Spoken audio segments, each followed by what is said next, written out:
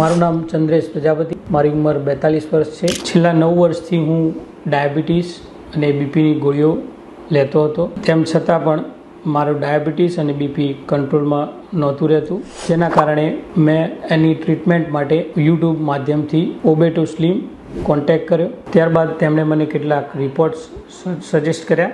રિપોર્ટ્સની અંદર મારું બીપી અને ડાયાબિટીસ બહુ હાઈ આવ્યું હતું અને ત્યારબાદ એમણે મારી ટ્રીટમેન્ટ શરૂ કરી અને સાથે સાથે કોલેસ્ટ્રોલ પણ હતું.